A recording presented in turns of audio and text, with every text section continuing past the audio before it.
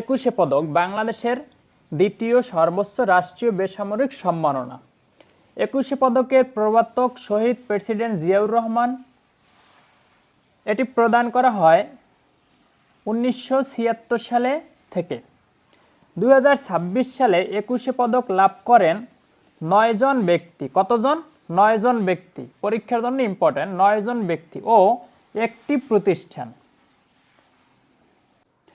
তো একুশে পদক 2026 9 জন ব্যক্তি, 8 জন ব্যক্তি এবং একটি প্রতিষ্ঠান, মোট 9 জন ব্যক্তি পেয়েছিলেন।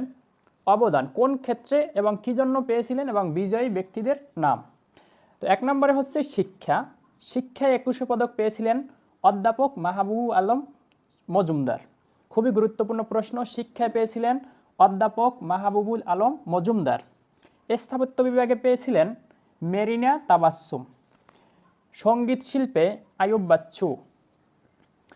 চলচ্চিত্রের জন্য পেয়েছিলেন অভিনেত্রী ববিতা।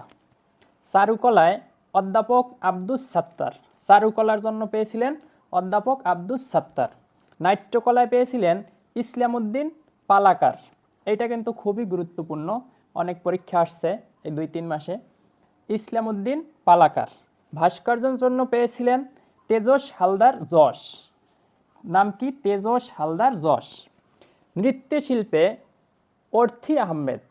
নৃত্যশিল্পের জন্য পেয়েছিলেন অর্থী আহমেদ। এবং ব্যান্ড মিউজিকের জন্য পেয়েছিলেন ওয়ারফেজ। এই ওয়ারফেজ একটি নাম নয়, এটা একটা প্রতিষ্ঠানের নাম। তাহলে আমরা দেখতে পেলাম, লাভলি ভিউয়ার্স, আমি আবার রিপিট করছি আপনার বোঝার সুবিধার্থে। শিক্ষাক্ষেত্রে অধ্যাপক মাহবুব আলম মজুমদার।